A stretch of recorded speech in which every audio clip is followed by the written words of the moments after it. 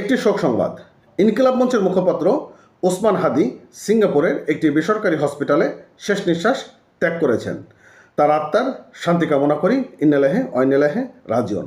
বন্ধুরা, আপনারা নিশ্চয় জানেন ইনকিলাব মঞ্চের মুখপাত্র ওসমান হাদি জুলাই গণঅভ্যুত্থানে প্রথম সারির একজন নেতৃত্বকারী এবং ভারত আগ্রাসন বিরোধী তিনি বারবার চেষ্টা চালিয়ে গিয়েছেন এবং বলিষ্ঠ কণ্ঠস্বরে বলেছেন, আমরা ভারত আগ্রাসন বিরোধী একটি রাষ্ট্র চাই। ইনকিলাব মঞ্চের মুখপাত্র ওসমান হাদিকে 14ই ডিসেম্বর প্রকাশ্য দিবালোকে দুর্বৃত্তরা গুলি করে পালিয়ে যান। প্রথমে তাকে এবার কেয়ার হসপিটালে ভর্তি করা হয়। সেখান থেকে সুচিকিৎসার পর বলা হয় বাংলাদেশে তার আর চিকিৎসা করার মতন অবস্থা নেই, নিয়ে যাওয়া হয় সিঙ্গাপুরে। সিঙ্গাপুরে চিকিৎসাধীন অবস্থায় আজ রাত 9টায় তিনি শেষ নিঃশ্বাস ত্যাগ করেছেন। নেমে এসেছে শোকের ছায়া।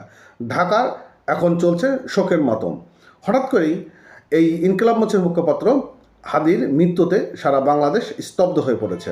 কি বলছে বাংলা ট্রিবিউনে আজকে আমরা একটু জানার চেষ্টা করব এবং তার ভেরিফাইড ফেসবুক পেজে এমন একটি বার্তা দেওয়া হয়েছে। যিনি অ্যাডমিন রয়েছেন তিনি এই বার্তাটি দিয়েছেন।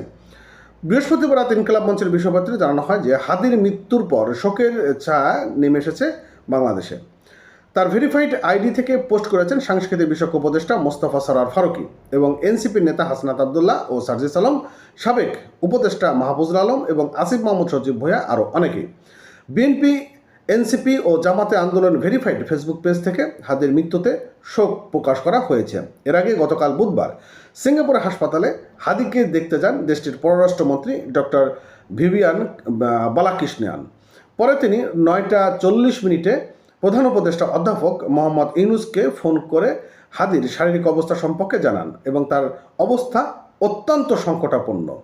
প্রধান উপদেষ্টা দেশবাসীর শান্ত থাকার আহ্বান জানিয়ে হাদির জন্য দোয়া এবং প্রার্থনা অনুরোধ করেন এবং শরীফ ওসমান হাদি ঢাকা 8 আসনের সম্ভাব্য স্বতন্ত্র প্রার্থী ছিলেন। অর্থাৎ তিনি কোনো রাজনৈতিক ব্যানারে নির্বাচন করবেন না, তিনি স্বতন্ত্র হয়ে নির্বাচন করবেন, কারণ তার মতের সঙ্গে ভিন্ন রাজনৈতিক দলের মতের কোনো মিল নেই। এর জন্য তিনি স্বতন্ত্র হয়ে নির্বাচন করার জন্য তিনি চিন্তা করেছিলেন।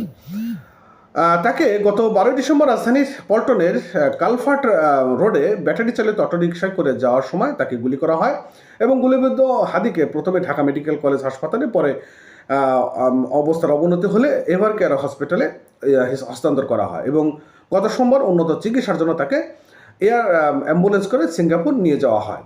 এরপর বৃহস্পতিবার তার একটি বিষয়টা এরকম যে তাকে নিয়ে যাওয়া হয় সিঙ্গাপুর একটি হসপিটাল এবং সেখানে চিকিৎসা চলছিল এবং চিকিৎসাধীন অবস্থায় আজ রাত 9টায় তিনি শেষ নিঃশ্বাস ত্যাগ করেছেন। এই ছিল অবস্থা এবং যারা জুলাই যোদ্ধারা অন্যান্যরা রয়েছেন তারা অবশ্যই সাবধানে থাকবেন, কারণ একের পর এক অঘটন কিন্তু ঘটে যাওয়ার একটা বড় সম্ভাবনা রয়েছে। ভালো থাকেন।